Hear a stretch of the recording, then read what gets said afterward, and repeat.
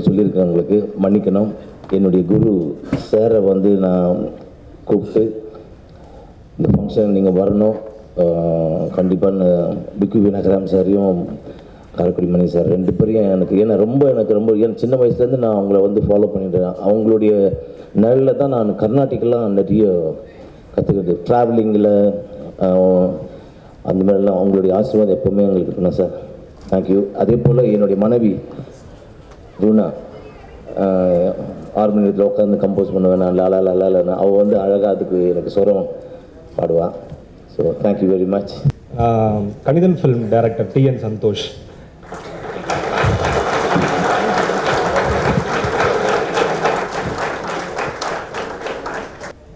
கணிதன் story எதை பற்றி நிறைய பேர் கேட்குறாங்க.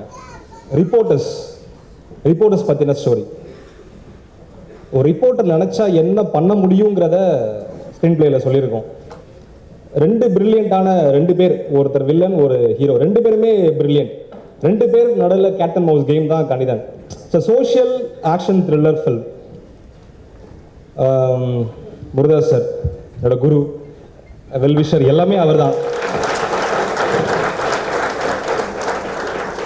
புவன் ஸ்ரீனிவாசன் எடிட்டிங். அதை பார்த்தீங்கன்னா நீங்கள் ஒரு 10 படம் முடிஞ்சு ரேஷன் லவர்லாம் வாங்கி விஜய் சாருக்கெல்லாம் படம் பண்ண ஒரு எடிட்டர் மாதிரி தான் அவர் கட் பண்ணியிருக்காரு. நீங்கள் படம் பார்த்தா உங்களுக்கே புரியும். அது மாதிரி எல்லா டெக்னீஷியன், திலீப் சுப்ராயன், ஷோபி மாஸ்டர், ஒவ்வொரு டெக்னீஷியன்ஸுமே, நரேன் சார், கருணாரன் வந்து பாரிஸ் கார்னரில் என்ன பண்ண ஓடி இருக்காரு, தெருவாக ஓடி இருக்காரு பாரிஸ் கார்னரில். ஹிடன் கேமரா வச்சு ரொம்ப லைவாக ஷூட் பண்ணியிருக்கான் Sundar Ram. And special thanks to Tarun, பாம்பேலேருந்து இன்ட்ரடியூஸ் பண்ணுறோம்.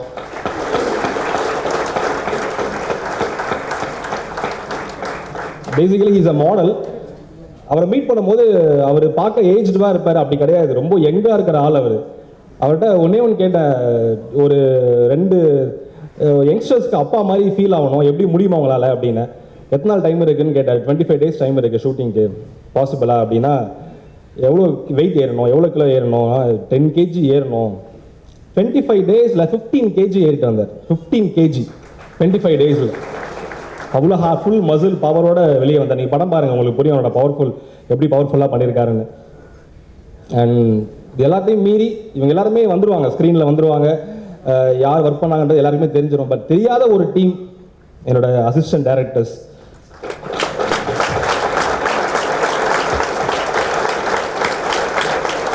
Special thanks to my team.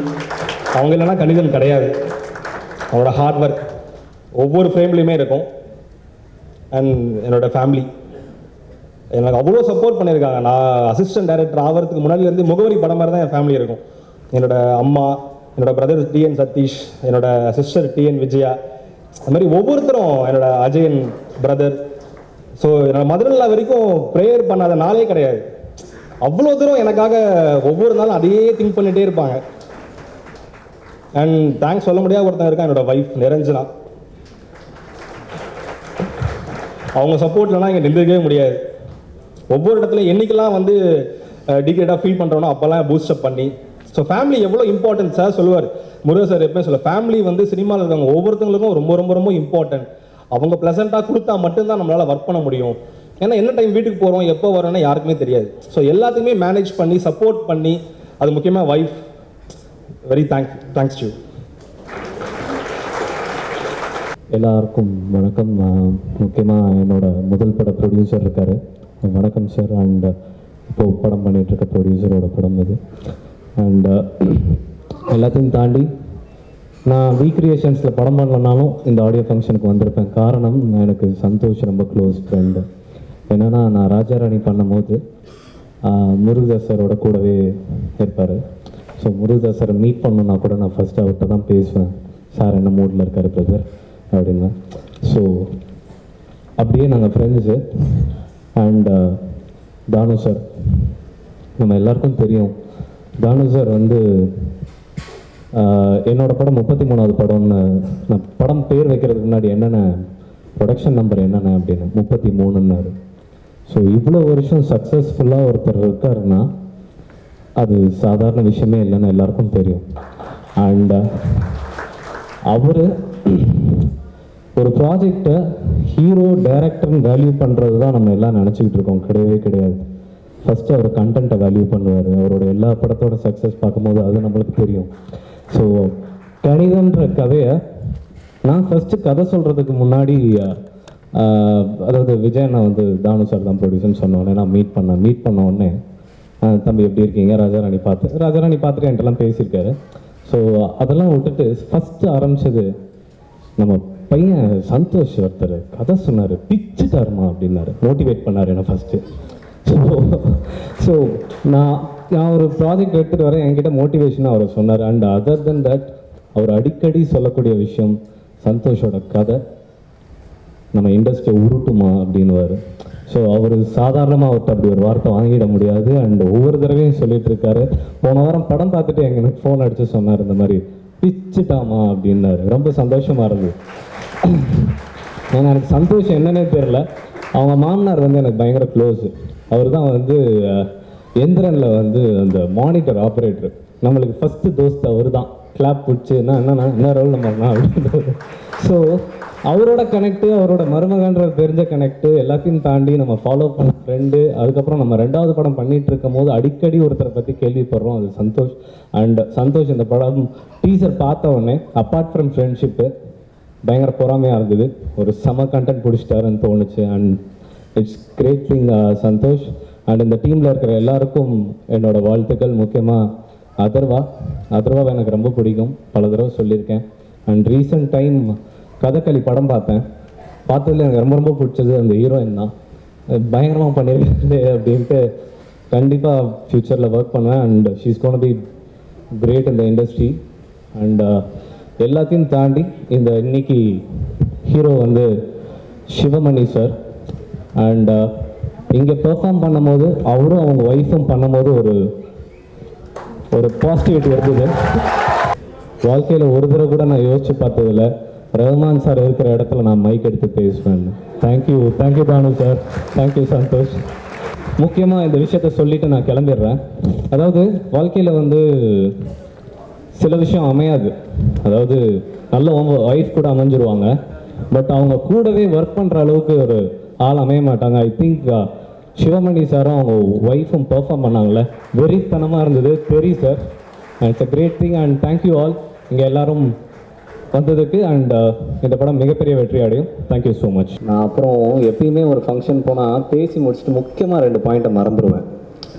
அப்படி ஒரு விஷயம் என்னன்றதை நான் இப்போ சொல்லிடுறேன். இப்போது எஸ்ஐசி சார் சொன்னாங்க இல்லையா, ஸோ துப்பாக்கி டைம்லேயே முருகதாஸ் சாரோட 2 அசிஸ்டண்ட்டை கூப்பிட்டு கதை சொல்லு, 2 அசிஸ்டண்ட் இல்லை, எல்லா அசிஸ்டண்ட்டையும் கூப்பிட்டு கதை சொல்லுன்னாரு. அதில் 2 பேர் படம் பண்ணாங்க. இப்போ நான் பண்ணிகிட்டு இருக்கும்போது என்னோட 2 அசிஸ்டண்ட்டில் ஒரு அசிஸ்டண்ட்க்கு அட்வான்ஸ் கொடுத்துட்டாரு.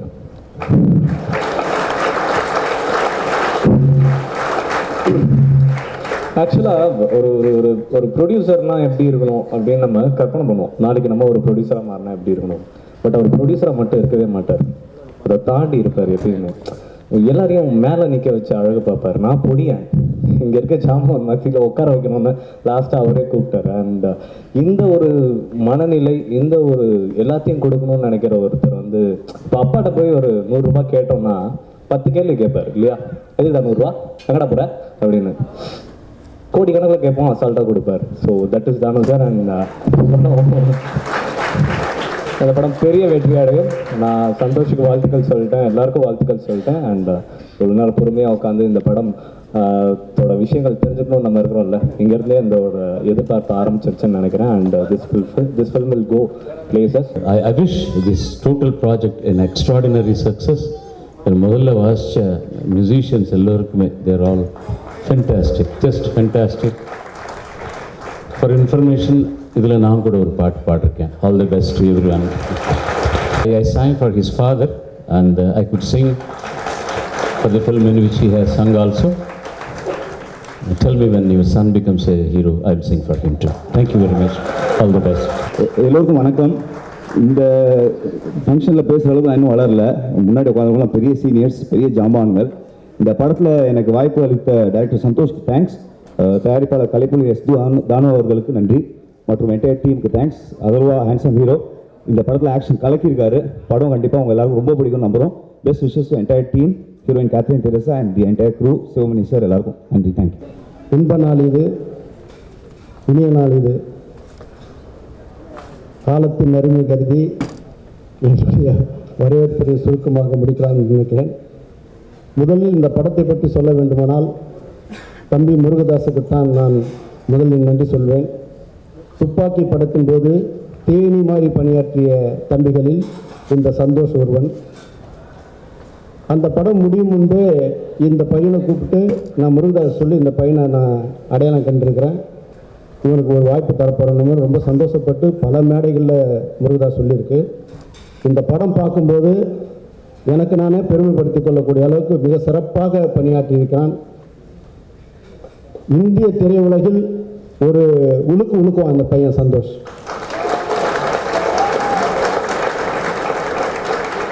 இப்போ படம் பார்த்தோன்னே அவனுக்கு முதல்ல நான் கொடுத்த ரெஸ்பான்ஸோட இப்போ ரொம்ப மதித்து தம்பி வாங்க என்ற அளவுக்கு ஒரு என்ன அறியாமல் ஒரு மதிப்பு மரியாதை கொடுக்கக்கூடிய அளவுக்கு மிக சிறப்பாக ஒரு பங்களிப்பை தந்திருக்கான். இந்த படத்தில் வந்து ஒவ்வொரு கதாபாத்திரங்களும் தேசிய விருது பெறக்கூடிய அளவுக்கு அவ்வளோ அருமையாக வேலை வாங்கியிருக்கான்.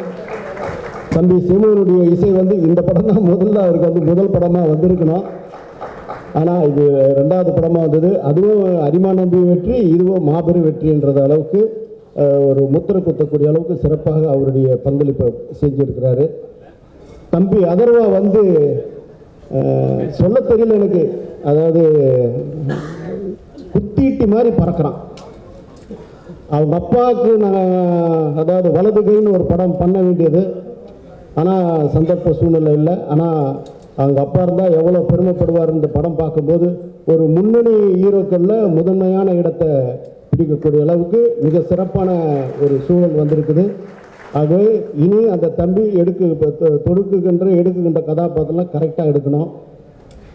ரஹ்மானை பற்றி சொல்லணுன்னா நான் சொல்ல வேண்டியதே இல்லை. நிறைய இசையமைப்பாளர் வளர்த்து விடுறதுக்கு அவருக்கு தானே வேலி போட்டுக்கின்னு நிறைய படங்களை ஒத்துக்காமல் 2 வருஷத்துக்கு ஒரு படம் 3 வருஷம் பண்ணுறதுனால நிறைய இளைஞர்களை அவர் வழியமைச்சு கொடுத்துருக்கிறாரு. இல்லைன்னா அவர் கையில் அவர்கிட்ட போய் உக்காந்தமா ஒரு இது கொடுத்துருவார், காதில் போட்டால் எத்தனை பாட்டுனாலும் அவ்வளோ பாட்டு இருக்குது.